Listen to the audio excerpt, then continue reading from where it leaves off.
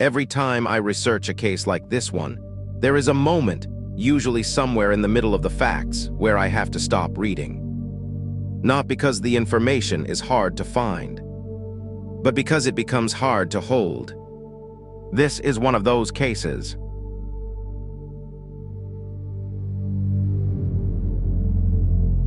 Belanglo State Forest sits about 130 kilometers southwest of Sydney. It is a vast, quiet plantation of pine trees, dark rows that stretch in every direction. No signal, no people, no sound except the wind moving through the branches. Between 1989 and 1992, 7 young people were driven into that forest by a man they trusted. They were backpackers. They were adventurous. They were doing what millions of young people do, traveling, exploring, living. They accepted a lift from a stranger on a highway, the way travelers do when they have nowhere particular to be and the road is long. They did not come out of that forest. For years, nobody knew why. And the man who drove them in went home, went to work the next day, and lived his ordinary life while their families searched for them on the other side of the world. His name was Ivan Milat, and what investigators eventually found in Belanglo State Forest is something that Australia has never fully recovered from. Ivan Robert Marco Milat was born on December 27, 1944, in Bosley Park, New South Wales, the 5th of 14 children born to a Croatian immigrant laborer and his wife. 14 children, a household held together by poverty, Catholic schooling, and the violent temper of a father who struggled with severe alcoholism. The Milat boys grew up insular and anti-authoritarian, with access to knives, machetes, and firearms from early childhood, using their parents' backyard as a shooting range. Ivan was different from the others, in a way his siblings would later struggle to describe precisely. From early childhood, he showed what professionals would later call profound antisocial behavior, torturing and killing animals with machetes for what appeared to be his own satisfaction. By age 13, his behavior was severe enough that his parents placed him in a residential school. By 17, he had his first criminal conviction. By 20, he was serving hard labor. And by 26, he had already committed an act that, if the justice system had handled it differently, might have ended everything that came after. When I read about Ivan Milat's childhood, I always think the same thing, not that it excuses what he became, but that it asks a question we have not fully answered as a society. What do we do with children who show these signs early? What systems exist to catch them before the world pays the price? In Milat's case, the answer is not enough. In 1971, Ivan Milat was 26 years old when he abducted 2 18-year-old women at knife point near Liverpool railway station and raped one of them. They managed to escape at a petrol station while he was distracted. He was charged. He was granted bail. And then Ivan Milat did something that tells you everything about who he was. He staged his own suicide. He left his shoes at the Gap, Sydney's notorious cliffside suicide location, and fled interstate using fake passports. He was not found for 3 years. When he was finally rearrested in 1974, visiting his mother after her heart attack, the case against him collapsed through legal technicalities and the work of his family's lawyer. He walked free. The following year, in 1975, Ivan Milat secured a job as a truck driver and road worker for the Roads and Traffic Authority of New South Wales. That job gave him something uniquely dangerous: total geographic mobility and detailed personal knowledge of every isolated highway, state forest, and fire trail in New South Wales. He knew exactly which roads had no witnesses. He knew exactly how far into Belanglo you had to drive before the world disappeared behind the pine trees. He spent the next 15 years preparing for what was coming. Whether consciously or not, Ivan Milat was becoming exactly the predator he needed to be. A man convicted of abducting and raping 2 women walks free on a legal technicality. 4 years later, he is working a government job that puts him alone on isolated highways across New South Wales. Looking back, the question is almost unbearable. How many of the 7 people who died in Belanglo would be alive today if one court, one judge, one prosecutor had done something differently in 1974? Milat's method was patient and deliberate. He drove a silver Nissan Patrol 4-wheel drive, a vehicle that looked entirely unremarkable on the Hume Highway heading south out of Sydney. He would approach young travelers, usually couples or pairs of friends, and offer them long-distance rides toward Victoria or southern New South Wales. They were grateful. They climbed in, and instead of taking them to their destination, he diverted them onto fire trails that cut deep into Belanglo State Forest, trails that his RTA job had given him absolute knowledge of. Once inside the forest, away from any road, any witness, any possibility of help, what followed was methodical and sadistic in equal measure. Forensic investigators would later determine that Milat used a heavy blade to stab his victims through the spinal column, deliberately, precisely, targeting the nerve pathways that controlled their bodies. The effect was immediate and total paralysis. They could not run.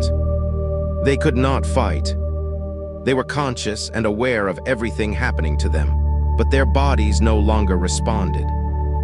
He then used multiple methods to kill: shooting, stabbing, blunt force, sometimes combining several. In the case of Caroline Clark, ballistic evidence showed she had been shot 10 times in the skull while already immobilized on the ground.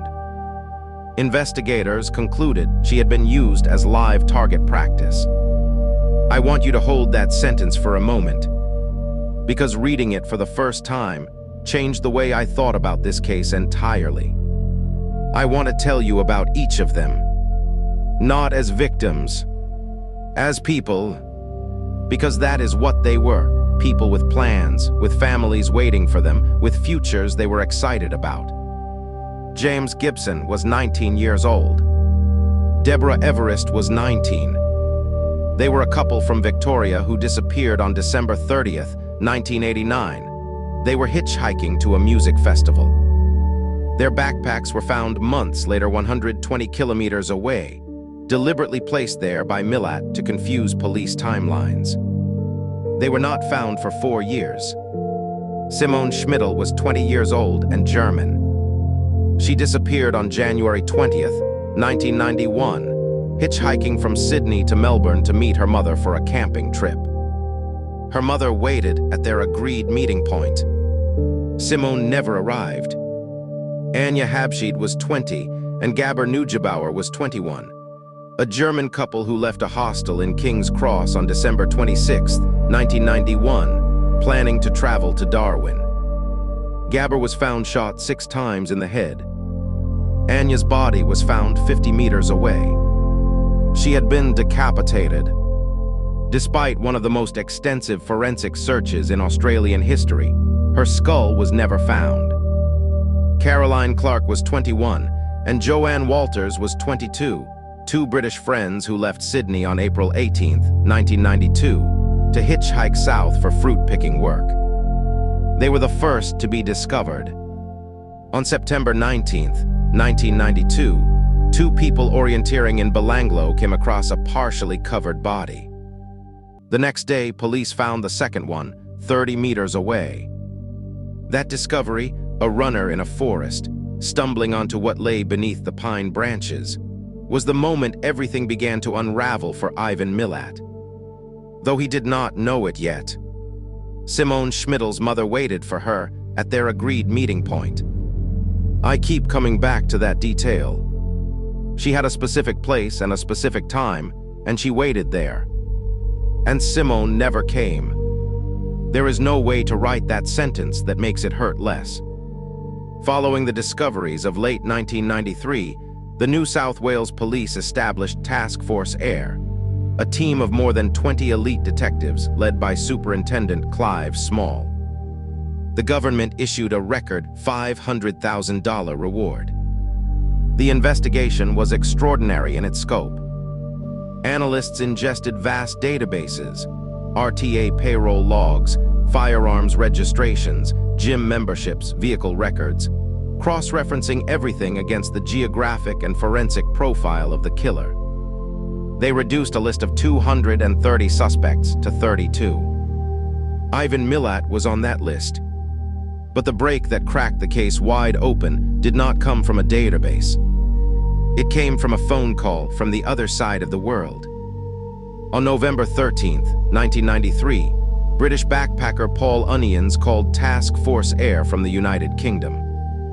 He described an encounter from January 25, 1990, 3 years earlier, that he had reported to local police at the time, but which had never been followed up.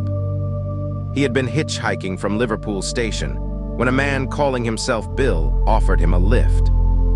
As they passed Mithagang, less than a kilometer from the entrance to Belanglo State Forest, the man stopped the car, produced a revolver and lengths of rope, and announced it was a robbery.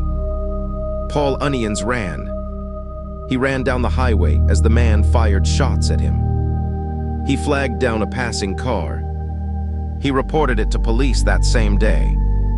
And for 3 years, that report sat in a filing cabinet. When Paul Onions flew to Australia and stood in a police lineup on May 5, 1994, he pointed without hesitation at the man who had tried to kill him. Ivan Milat. Paul Onions reported this attack to police the same day. It happened in 1990. He gave a description. He gave a location. The report sat in a filing cabinet for 3 years, while Ivan Milat continued driving into Belanglo. How many of the 7 victims disappeared after January 1990? 5 of them. 5 people whose deaths might have been prevented if one follow-up call had been made. On May 22, 1994, 50 heavily armed police officers surrounded Ivan Milat's home at Cinnabar Street, Eagle Vale. Simultaneously, homes belonging to his mother and 5 of his brothers were raided across western Sydney. What they found inside Milat's house removed any remaining doubt. Hidden within the walls and secret spaces were a .22 caliber Anschutz rifle and parts of a .22 caliber Ruger 10/22 rifle. Ballistic testing matched these weapons definitively to the bullets recovered from the skulls of Caroline Clark and Gabor Neugebauer. They recovered a Browning pistol and a large Bowie knife. And then there were the trophies. Scattered throughout Milat's home and his brother's properties were camping gear, sleeping bags, backpacks, and personal items belonging to the murdered backpackers. He had kept them, distributed among family members' homes, hidden in wardrobes and sheds, were the possessions of the people he had killed. He had turned their belongings into trophies. That detail, more than the weapons, more than the ballistics, is what tells you the most about Ivan Milat. He wanted to keep what he had taken. He wanted to look at it. He wanted to remember. Milat's trial opened on March 26, 1996. He maintained absolute confidence he would walk free, dismissing the evidence as circumstantial and attempting to pin responsibility on his brothers, particularly Richard. The jury did not agree. On July 27, 1996, Ivan Milat was found guilty on all 7 murder counts and the attempted abduction of Paul Onions. He was given 7 consecutive life sentences with no possibility of parole, plus 18 additional years. He would never leave prison. What followed over the next 23 years inside maximum security was a catalog of behavior that told you everything remaining that needed to be known about Ivan Milat. In 2001, he swallowed razor blades, staples, and metal wire. In 2009, he used a crude plastic knife to amputate his own little finger, planning to mail it to the High Court to force them to hear an appeal.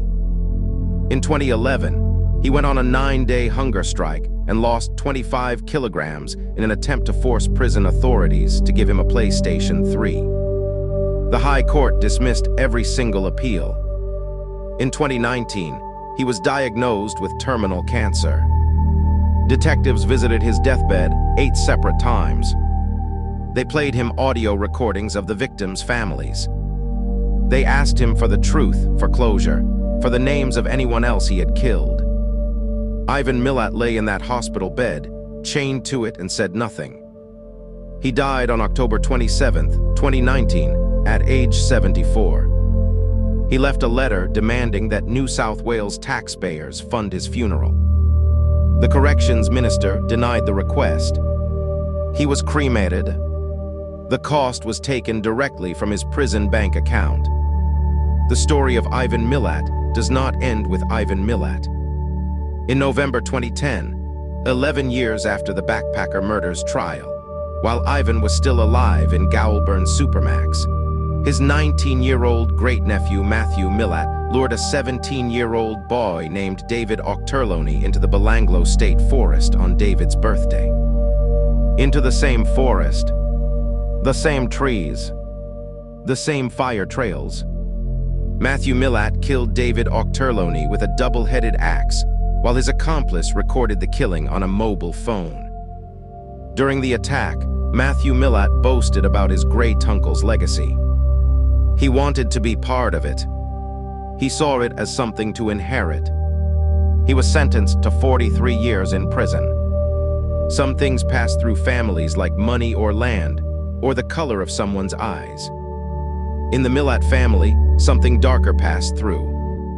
And Belanglo State Forest received one more body it was never supposed to hold. Task Force Air always believed the number was higher than 7.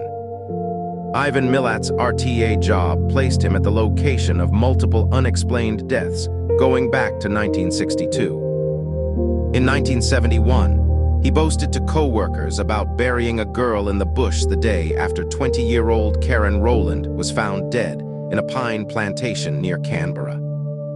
In 1987, 18-year-old Peter Letcher was found handcuffed, stabbed in the back, and shot 5 times in the head with a .22 rifle at Genelan Caves, an isolated track that Milat's estranged wife confirmed he had taken her 2 days earlier. In 1991, 29-year-old Diane Panacchio was found face down in the Talaganda State Forest, stabbed in the spine and covered with pine branches, in the exact same window as the backpacker murders, with the exact same method and concealment technique. Nobody was ever charged with these deaths. And in 2015, Milat's brother Boris revealed that at age 17, Ivan had shot a taxi driver named Neville Knight in the back during a robbery, permanently paralyzing him. An innocent man served 5 years in prison for that crime. Ivan Milat paralyzed his first known victim at age 17 and his last known victim at age 47. 30 years. We do not know how many people are buried in forests and fields across New South Wales that we have simply not found yet.